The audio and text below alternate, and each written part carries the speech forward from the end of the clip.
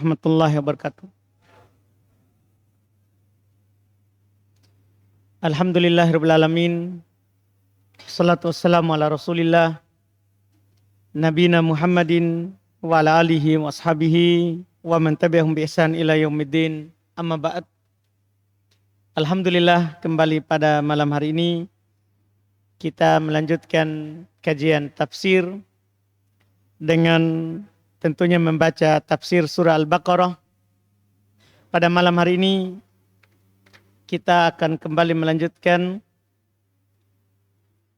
di ayat 16 dan kita akan lanjut 17 dan 18. Kita ambil 3 ayat insyaallah taala di tafsir surat Al-Baqarah ini. Qala Allah taala, a'udzu billahi minasyaitonir rajim. Ulaikal ladzina ishtaraw ad-dhalalata bil huda fama rabihat tijaratuhum wa ma kanu muhtadin. Mathaluhum kamathalil ladzi istawqada nara falamma adaa'at ma hawlahu dhahaballahu binurihim wa tarakahum fi dhulumatin la yubsirun summum bukmun umyum fahum la yarji'un. Ini ayat 3 ini masih munafikin. Tapi ini sudah mulai menjelaskan apa yang mereka rasakan di kehidupan dunia ini. Nanti ini akan sampai ke ayat 20 terkait dengan keadaan mereka. Kata Allah, ulaik, yang sebelumnya. Mereka itu isyarat ke yang jauh. Yang sudah disebutkan, sudah 6 ayat. Yang mengaku beriman, tapi mereka tidak beriman. Yang mengaku mengadakan perbaikan, tapi ternyata mereka mengadakan kerusakan. Yang mengaku orang pintar, karena ketika dikatakan beriman, mereka mengatakan, apa kami akan beriman seperti orang-orang bodoh itu? Iya. Kata Allah, ulaik, mereka itu alladzina ishtarawud dhalalata bil huda. Mereka itu adalah alladzin, orang-orang yang ishtarawu, membeli, ad-dhalalah, kesesatan, bil huda, dengan petunjuk. Ini jual beli yang paling buruk di dunia ini. Dia beli yang buruk, yaitu kesesatan, dengan hal yang paling berharga yang dimiliki di kehidupan dunia ini. Dia tukar dengan huda, petunjuk. Yang mana petunjuk ini kita pahami bersama, Nabi saja tidak bisa memberikan kepada orang yang dia cintai. Abu Thalib, manusia yang paling dicinta oleh Nabi di masa itu. Tapi Nabi tidak bisa memberinya petunjuk sampai meninggal. Bahkan setelah Abu Thalib meninggal, Nabi sangat bersedih. Karena pamannya inilah yang merawatnya dari kecil dan membelanya setelah mendakwakan Islam. Dia tidak masuk Islam, tapi selalu membela Nabi. Bahkan dia tahu bahwa agama paling benar agamanya Muhammad. Cuman dia takut celaan. Waktu sakit keras di tahun ke-10 di kenabian, Nabi mendatanginya untuk menawarkan Islam terakhir. Nabi katakan kepadanya, ya am, wahai pamanku, qul la ilaha illallah. Katakan la ilaha illallah. Ucapkan la ilaha illallah. Kalimatun uhajjulaka biha indallah. Sebuah kalimat yang saya akan berhujjah membelamu di sisi Allah nanti pada hari kiamat. Tapi dia tidak mau mengucapkannya. Nabi pengen sekali, haris, sangat bersemangat supaya dia masuk Islam. Tapi semangatnya Nabi SAW, kecintaan Nabi terhadap pamannya, itu belumlah cukup.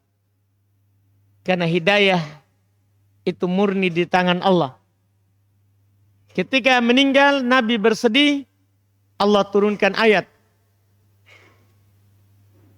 Innaka la tahdi man ahbabta. Walakinnallaha yahdi man yasha. Sesungguhnya kamu tidak bisa memberi petunjuk kepada orang yang kamu cintai. Ini Nabi saja begitu. Kamu tidak memberi petunjuk kepada orang yang kamu cintai. Akan tetapi Allah lah yang memberi petunjuk kepada siapa yang dikehendakinya. Ini orang munafikin paling menyedihkan keadaannya. Mereka tahu Islam. Bahkan dia bersyahadat. Munafikin bersyahadat. Tapi coba perhatikan dari ayat sebelumnya. Mereka bilang amanna, kami beriman. Tapi wa mahum bimu'minin, kata Allah, mereka tidak beriman. Ketika dikatakan la tufsidu fil ard, jangan melakukan kerusakan di muka bumi. Mereka bilang innama nahnu al-muslihun, kami orang yang melakukan perbaikan. Ketika dikatakan kepada mereka aminu kama amanan nas, berimanlah kepada sebagaimana sahabat beriman. Mereka malah bilang anu'minu kama amanas sufaha. Apakah kami akan beriman sebagaimana orang-orang bodoh itu beriman? Ini namanya menjual, membeli kesesatan dengan petunjuk. Sudah bersyahadat. Sudah bersyahadat.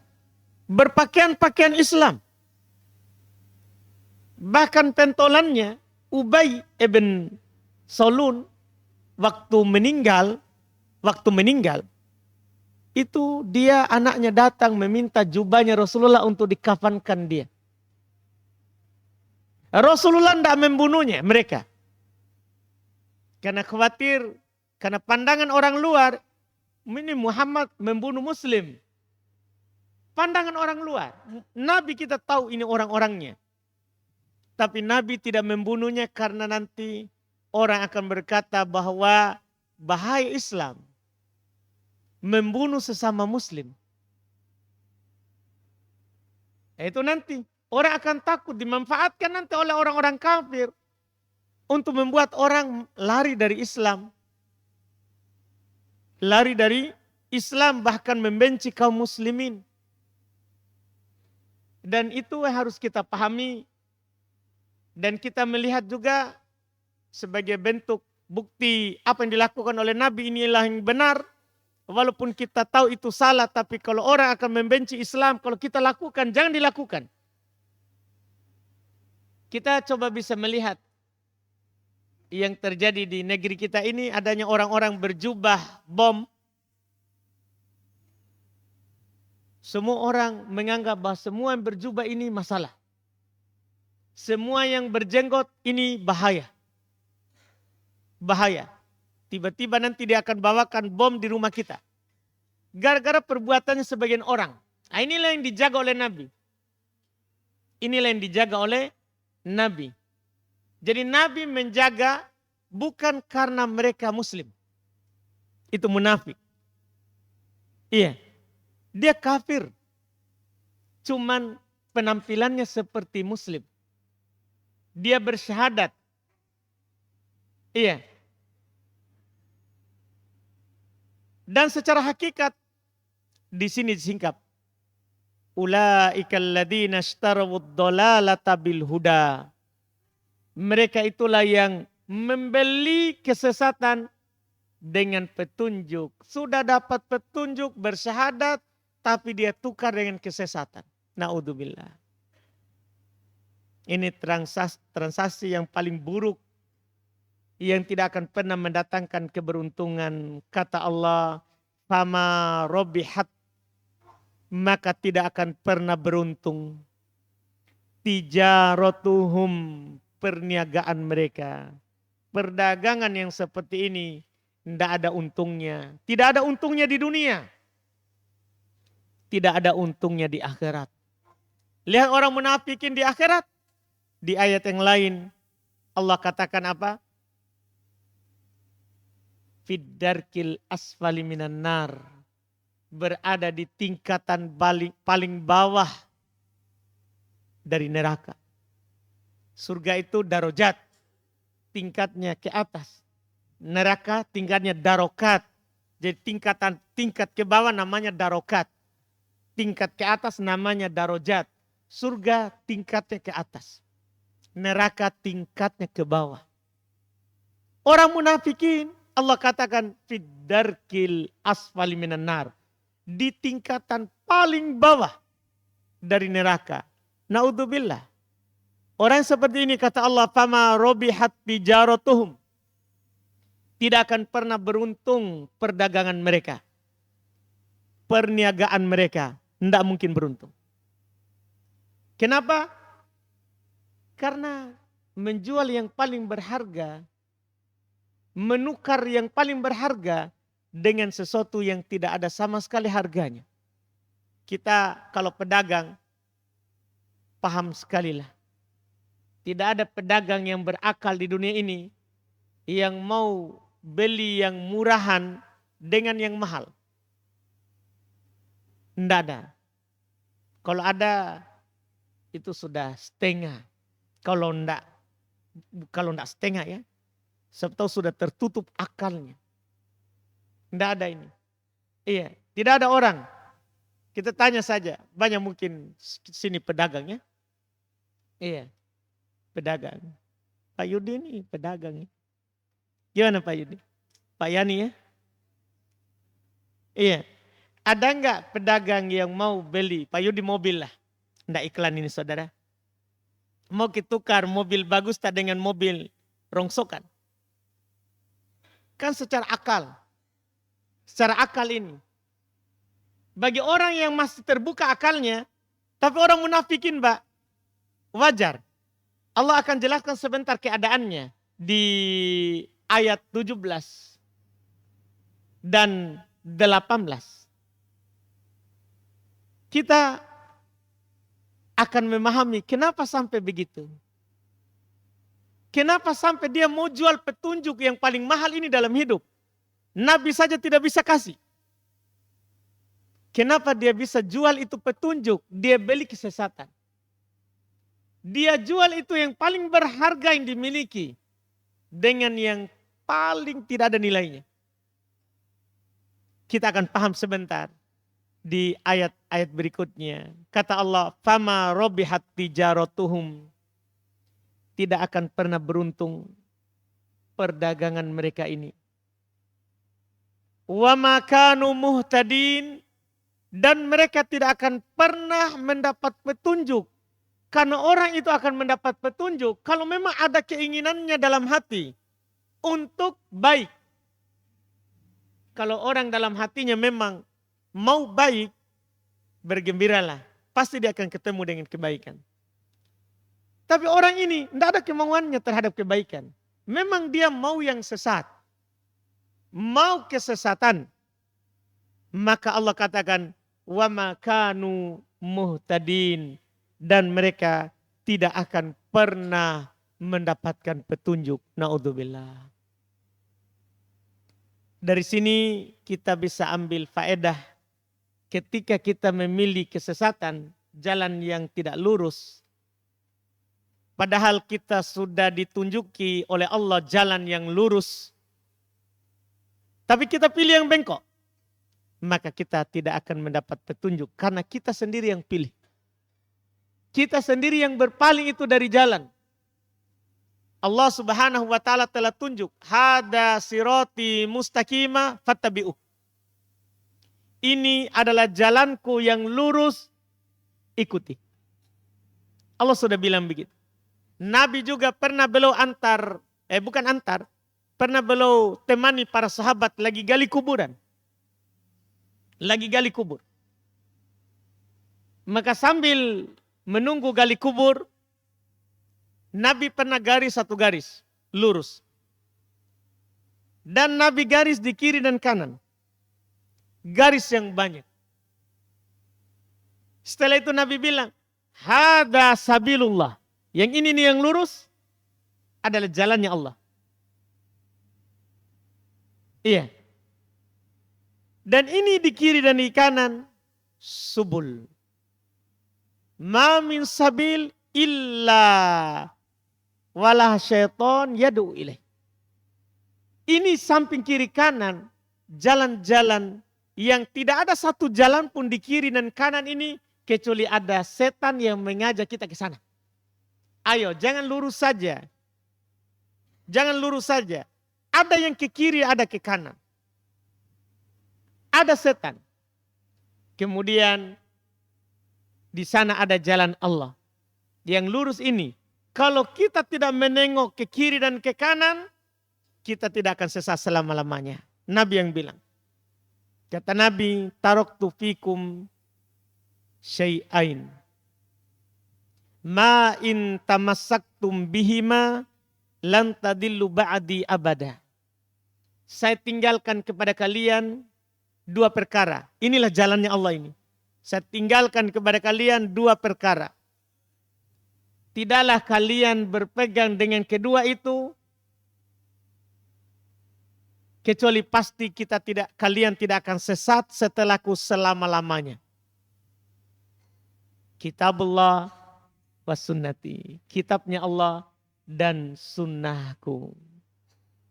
Selama kita berpegang dengan Quran dan sunnah Nabi, tidak akan pernah kita sesat. Tidak akan pernah kita sesat. Selama-lamanya kata Nabi. Itulah dibilang jalannya Allah. Itulah yang dikatakan jalannya Allah. Kalau kita memilih itu jalan, tidak akan pernah sesat. Tapi kalau kita menukar itu ayat, itu hadits dengan yang lain, maka kita akan dapat di sini. Kita tidak akan pernah beruntung, wa makanu muhtadin, dan tidak akan pernah mendapatkan petunjuk. Naudzubillah. Mathaluhum kamathalil ladzi istauqada naron. Perumpamaan mereka tadi itu, orang tadi yang menjual petunjuk demi kesesatan, menjual agama Allah demi jalan lain. Mathaluhum, perumpamaan mereka ini disebutkan oleh para ulama dalam bab taudih supaya semakin jelas. Karena biasanya kita butuh contoh. Perumpamaan mereka, orang-orang itu tadi. Kamathalil ladzi istauqada naron. Perumpamaannya seperti orang yang meminta untuk dinyalakan api di malam yang sangat gelap. Malam gelap gulita ini. Dia meminta untuk dinyalakan api. Atau dia meminta sesuatu yang bisa dia menyalakan api. Dia tidak punya sendiri. Dia minta ke orang lain. Apakah orang itu nyalakan atau dia minta dia sendiri yang nyalakan. Tapi punya orang pinjam. Ini perumpamaan orang munafik. Perumpamaan mereka, kata Allah, kamathalil ladzi istauqada naro. Seperti orang yang meminta untuk dinyalakan api. Falamma ado'at ma haulah. Tatkala api itu ado'at, menerangi, ma haulah, apa yang di sekitarnya. Dahaballahu binurihim. Allah hilangkan cahayanya. Ini paling mengerikan. Karena kalau gelap dari awal, gelapnya itu biasa. Tapi kalau gelap, tadinya gelap, kemudian dapat cahaya, setelah itu gelap, itu lebih gelap. Itu lebih gelap. Begitu keadaan munafikin. Iya. Sudah dapat terang dengan mengenal Islam, setelah itu hilang dengan sifat kemunafikannya itu. Maka mereka akan berada di gelap gulita yang sangat gelap. Na'udzubillah. Dhahaballahu binurihim. Allah hilangkan cahayanya. Allah hilangkan cahayanya. Siapa yang bisa kasih terang jika Allah sudah menghilangkan? Tidak ada. Allah hilangkan cahaya mereka. Setelah itu, watarokahum, dan Allah meninggalkan mereka fi dulumat, dalam kegelapan-kegelapan. Ini kenapa jadi kegelapannya banyak? Jamak ini, lafaz jamak, bukan kata tunggal. Watarokahum fi dulumat, Allah tinggalkan mereka dalam kegelapan-kegelapan. Maksudnya kegelapan apa? Kata para ulama, satu, kegelapan malam. Sebelum adanya tadi penerangan. Itu kegelapan pertama. Iya, itu kegelapan pertama. Terus kegelapan kedua, ini yang kita mau cari. Kegelapan yang setelah terang tadi. Itu kan gelapnya jadi berlipat. Iya, karena gelap setelah adanya terang muncul gelap. Itu iya yang membuat mereka lebih iya menyakitkan dalam keadaan itu. Kemudian gelap yang ketiga, iya, kegelapan yang berasal dari hati mereka sendiri. Sudah gelap lingkungannya, gelap juga orangnya, hatinya. Ini yang bermasalah. Jadi mereka berada dalam dulumat, ditinggalkan. Siapa yang meninggalkannya? Bukan temannya. Allah. Allah yang meninggalkannya. Na'udzubillah. Iya. Ini mengerikan keadaan munafikin. La yubsirun. Mereka tidak bisa sama sekali melihat. Tidak bisa sama sekali melihat. Itulah mereka. Itu keadaannya. Setelah itu Allah katakan di ayat 18. Summun. Mereka sum. Tertutup telinganya. Sudah gelap. Telinganya tertutup. Bukmun. Tidak bisa berbicara. Mulutnya. Bisu. Umyun. Buta matanya. Apa lagi? Sudah tidak ada cahaya memang di luar. Tuli. Bisu. Buta. Maka sangat wajarlah mereka pilih kesesatan daripada petunjuk. Nah, mereka sendiri tidak bisa mendengar, tidak bisa melihat, tidak bisa berbicara. Tidak bisa berbicara. Mereka tahu Islam tapi tidak kasih tahu juga orang. Karena tidak bisa ngomong. Tidak bisa juga minta tolong kepada orang lain. Tidak bisa berbicara. Kalaupun dia berbicara, tidak ada orang paham. Tidak ada orang paham. Dia juga tuli. Dia juga buta. Ada kadang orang tidak bisa berbicara, tapi masih bisa mendengar dan bisa melihat. Atau ada orang tidak bisa berbicara, tidak bisa dengar, tapi masih melihat. Atau ada orang buta, tapi bisa mendengar, masih bisa hidup. Masih bisa memberikan manfaat terhadap dirinya atau memberikan manfaat terhadap orang lain. Tapi ini orang munafik. Tuli, bisu, buta. Tidak ada lagi apapun yang bisa bermanfaat untuknya. Dan tidak ada yang bisa memberikan manfaat kepadanya. Ini sekali lagi menakutkannya dan mengerikannya orang-orang munafikin.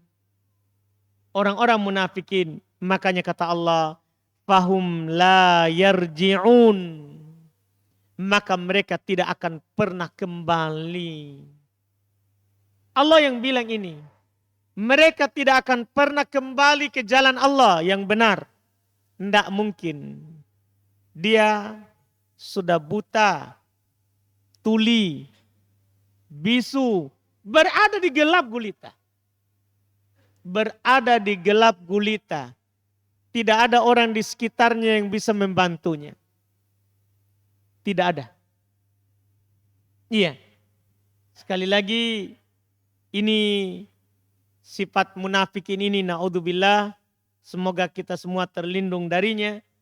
Ini gelap dunia, gelap akhirat. Gelap dunianya, gelap akhiratnya. Dan ini lebih berbahaya daripada orang kafir asli. Makanya banyak sekali sifatnya dijelaskan. Lebih berbahaya daripada kafir asli. Iya. Orang munafik. Orang munafik. Lebih berbahaya keadaannya di dunia dan lebih mengerikan keadaannya di akhirat. Mereka lebih rendah tempatnya di neraka dibandingkan dengan orang kafir asli.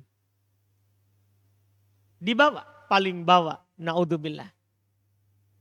Ini disebutkan oleh para ulama rahimahumullahu ta'ala sebagai pelajaran untuk kita seperti yang disebutkan oleh Syekh Ibnu Utsaimin rahimahullahu ta'ala.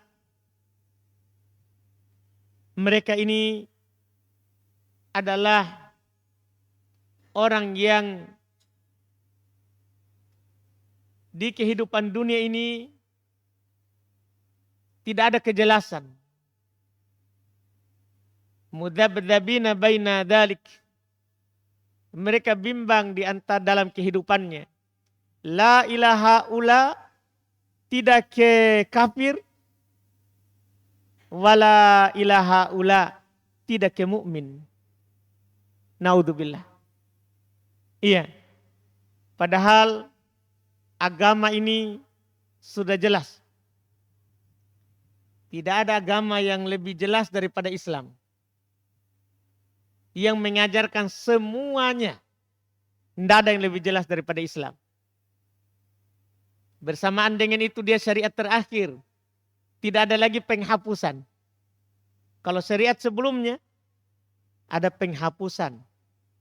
Dengan turunnya Islam, maka syariat sebelumnya semua dihapus. Dan yang dipegang hanya Islam.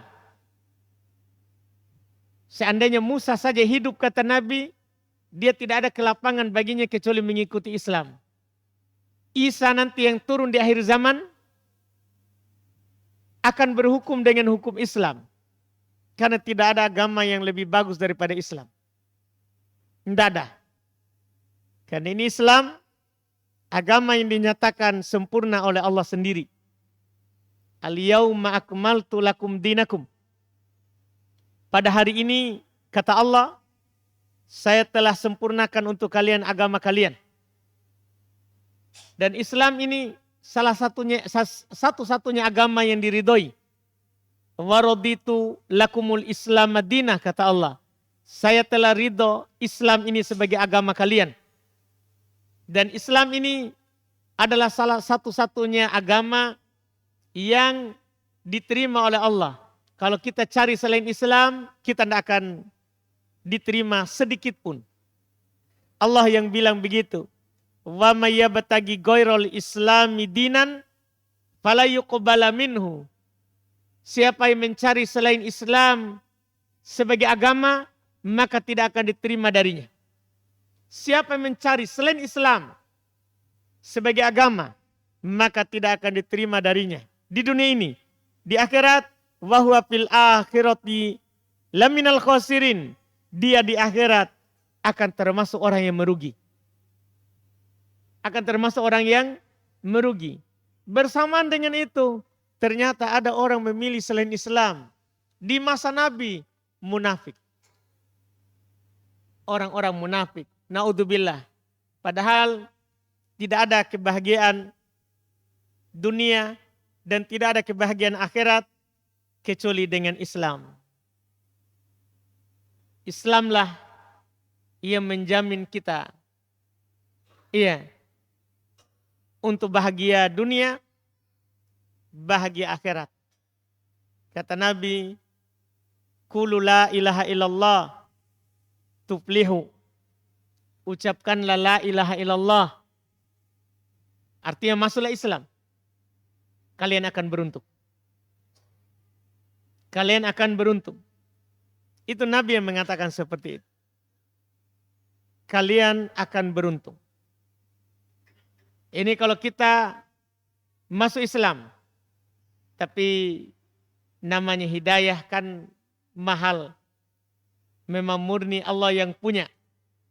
Ketika kita dikehendaki untuk berpaling dari agama ini, agama yang paling baik dan yang paling membawa keberuntungan. Tapi kalau Allah kehendaki kita tidak mengambilnya, tidak mungkin kita dapat. Tapi kalau Allah kehendaki kita dapat, maka alhamdulillah. Makanya orang Yahudi, ini sebagai penutup, pernah datang ke Umar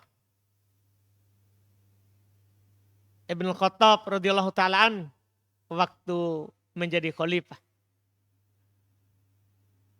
Dia bilang, di kalian ada ayat, kalau seandainya kepada kami orang Yahudi turun, kami akan berhari raya. Karena ayat ini tidak pernah turun kepada umat manusia sebelumnya. Hanya di umat Islam turun. Jadi dia datang, dia bilang begitu. Kalau seandainya di kami turun, kami akan berhari raya. Umar bilang, saya tahu itu ayat yang kamu maksud. Kan ini ayat hanya turun di Islam. Itu ayat turun di hari Arafah, hari Jumat. Waktu Nabi sedang wukuf di Arafah, di haji tahun 10. Nabi setelah itu pulang sakit, meninggal. Turun di hari Jumat, hari Arafah lagi. Hari Arafah bertepatan dengan hari Jumat. Dengannya Nabi menutup risalah kenabian, agama sudah sempurna. Itu ayat yang saya baca tadi. Al-yauma akmaltu lakum dinakum wa atmamtu alaikum ni'mati wa raditu lakumul Islam madina.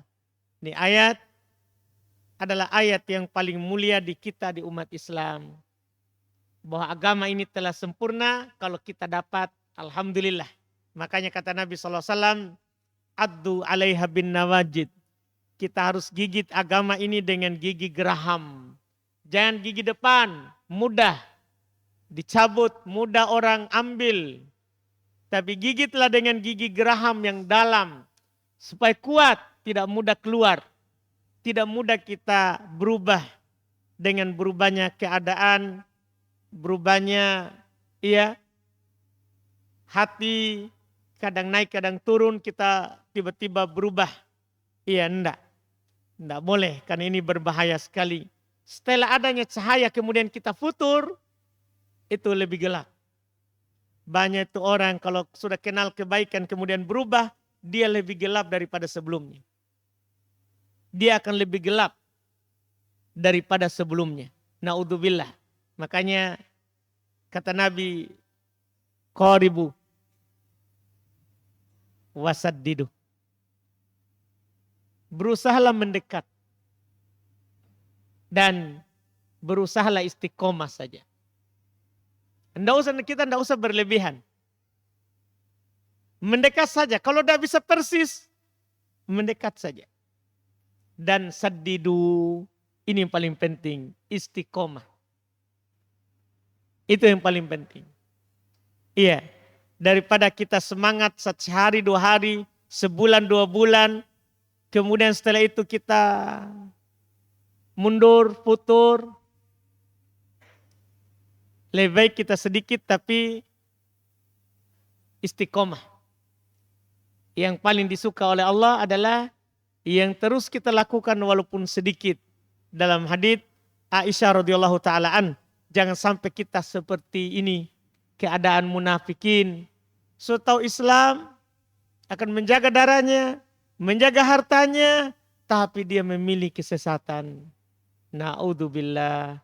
Ini yang kita baca pada malam hari ini. Insyaallah pekan depan kita akan selesaikan ini munafikin, sisa 2 ayat lagi. Sisa ayat ke-19 dan 20. Wallahu alam.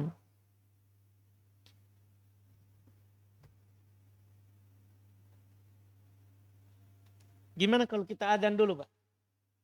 Baru tanya jawab. Terus sebentar kita tinggal komat. Gimana? Baik. Kita adzan.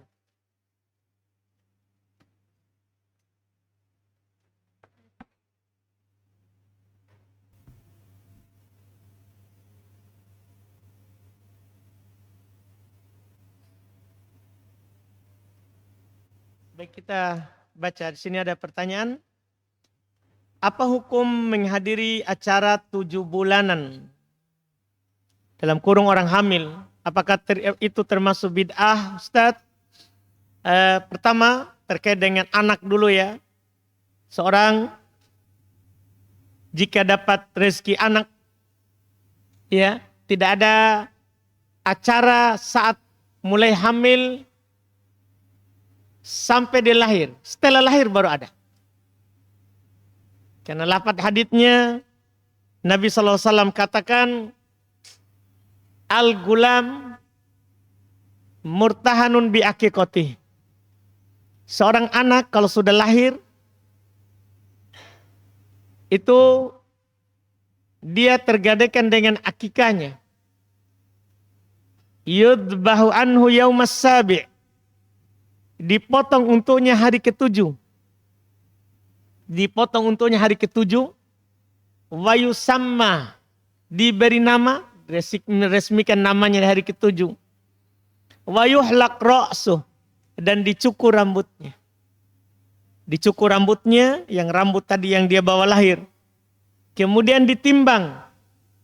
Disedekahkan nilainya senilai perak. Senilai perak. Ini yang dituntunkan. Setelah lahir. Berapa kambing? Nabi juga setelah jelaskan. Lil gulam syatan. Untuk anak laki-laki 2 kambing. Wal jariyah syah. Untuk anak perempuan 1 kambing. 1 kambing. Ini terkait semua setelah melahirkan. Adapun sebelum melahirkan, maka tidak ada penukilan dari Nabi anjuran atau perbuatan. Acara apapun, tidak ada. Sehingga ini acara 7 bulanan, kalau dia sandarkan kepada syariat, maka itu bid'ah. Tidak boleh tentunya kita hadiri. Kalau disandarkan kepada adat, kebiasaan, maka dilihat. Kalau kebiasaan itu adalah melanggar, ada melanggar pelanggaran syariatnya, cuma susah juga kalau acara 7 bulanan ini dianggap kebiasaan. Karena mereka juga baca salawat, baca berzanji, ini kan masalah lagi. Dia sandarkan pada syariat sebenarnya. Maka itu lebih masuk ke bid'ah. Tapi kalau tidak ada semua itu, hanya acara biasa, maka itu tentunya menyelisih kebiasaan Islami. Islam tidak acarakan sebelum lahir.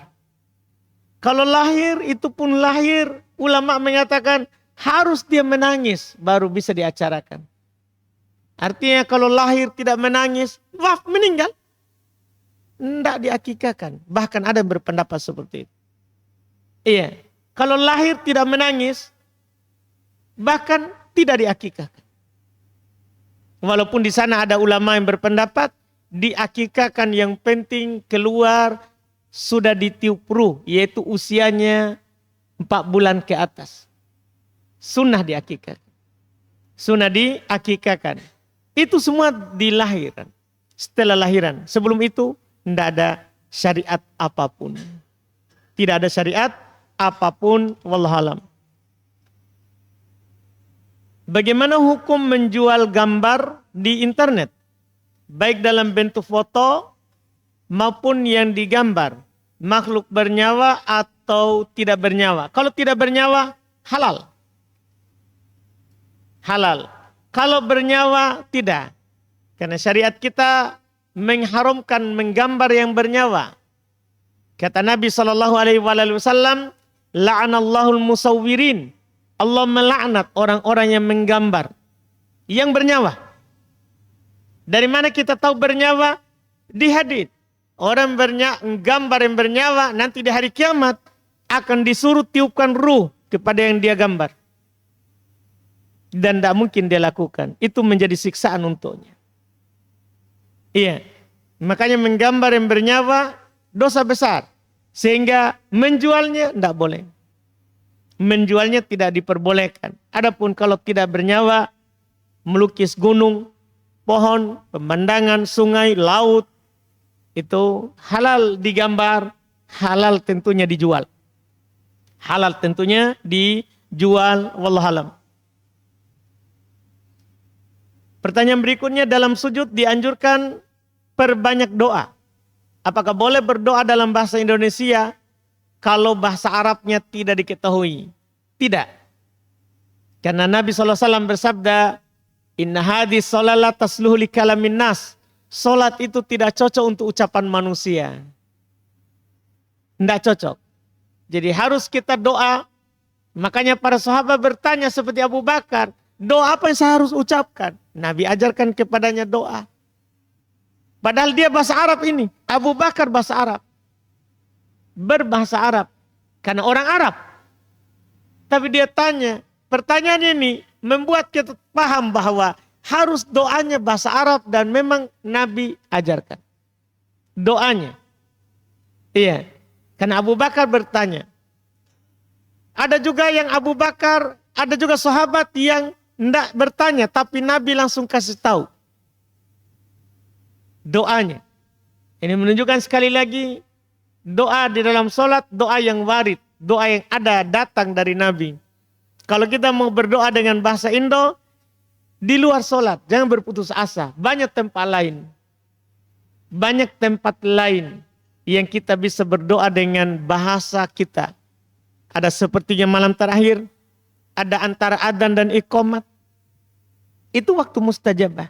Ada saat kita menjadi musafir. Iya. Ada di hari Jumat. Apalagi setelah asar. Banyak tempat lain. Jangan dipaksakan di sholat. Jangan dipaksakan di sholat. Wallahualam. Bagaimana hukum menerima makanan maulid atau apa ini? Pacasuara apa ini? Atau semisalnya, apakah bisa dimakan? Karena kalau tidak dimakan mubasir. Atau bisakah diberikan kepada orang lain? Iya. Disebutkan oleh Al-Imam Al-Bukhari rahimahullah, athar dari Abu Bakar As-Siddiq, bahwa beliau pernah memakan makanan yang dihadiahkan oleh pelayannya.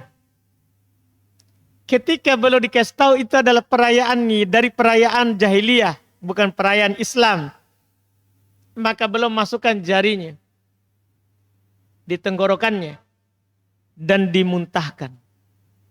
Dari athar ini, kalau kita memang sudah tahu itu makanan bukan dari perayaan Islami, maka kita tidak boleh memakannya. Iya, tidak boleh memakannya. Tapi masalahnya mubasir, sesuatu yang haram tidak ada dibilang mubasir. Kalau begitu jangan maki buang itu ayam yang mati. Kalau kita dapat sapi di jalan mati, jangan maki ambil maki mampir maki. Mubasir, makan maki itu bangkai. Enggak. Sesuatu yang haram itu dibolehkan. Kalau kita buang, enggak jadi mubasir. Jangan sampai sebenarnya bukan mubasir ini. Kita mau basoroki, mau ki kenyang. Iya, alasan tak mubasir. Iya. Mau jadi ini kenyang sebenarnya. Perut tak memanggil-manggil, ambil ki itu. Bukannya masalah mubasir ini. Iya, bukan. Tapi masalah, iya itu tadi. Iya, masalah perut tadi ini. Yang masalah. Karena dalam Islam kalau kita buang yang haram, tidak dikatakan mubasir. Tidak dikatakan mubasir. Dalam Islam. Lihat sahabat dulu. Kan khamar itu. Mohon maaf, itu khamar. Itu diharamkan di Madinah. Itu pun bukan awal waktu di Madinah. Tidak. Jadi orang-orang Madinah kan biasa buat khamar. Bahkan mereka minum khamar. Mereka minum khamar. Saking ini sering diminum. Turun pelarangannya itu 3 tahap. Tidak langsung turun haram. Tidak. 3 tahap. Tahap pertama dijelaskan dulu. Ketika mereka bertanya gimana ini khamar. Kan sudah mulai bertanya. Kapan orang baik Islamnya. Pasti ada masalah dengan khamar. Jadi mereka bertanya tentang khamar. Allah katakan turun ayat pertama. Dosanya lebih besar daripada manfaatnya. Belum haram. Setelah itu lama turun lagi ayat. Jangan dekati sholat dalam keadaan kalian mabuk. Nah, ini mulai dikurangi pasti minum khamar karena minum ki duhur tak bisa asar sebentar mabuk. Jadi dilarang dulu, tidak dibilang haram, tapi kalau kalian mabuk tidak boleh datang sholat. Mulai dia biasa meninggalkannya karena masa tidak sholat. Iya. Mulai dia pikir, dia mulai tinggalkan. Setelah itu turunlah pengharamannya. Di tahap ketiga, mereka masih banyak khamar di rumahnya. Turun ayat, ya ayyuhalladzina amanu. Innamal khamr wal maisir wal azlam wal ansab rijsun min amali syaitan. Fajtanibu la'allakum tuflihun. Wahai orang-orang beriman, sungguh tiada lain itu khamar. Judi, mengundi nasib dengan anak panah, menyembah berhala. Bayangkan digandengkan itu khamar dengan menyembah berhala. Itu rijis, kenajisan, termasuk amalan setan. Fajtanibu, tinggalkan. Langsung, apa yang terjadi? Kata Anas, di rumah kami, di rumah Abu Tolha, ada kendi khamar. Langsung dipecahkan. Para sahabat langsung dia keluarkan, buang di jalan. Tidak ada dibilang, mubasir saudara. Yang haram tidak ada lagi bilang mubasir. Tidak ada lagi mubasir. Jadi jangan sampai bilang ke mubasir.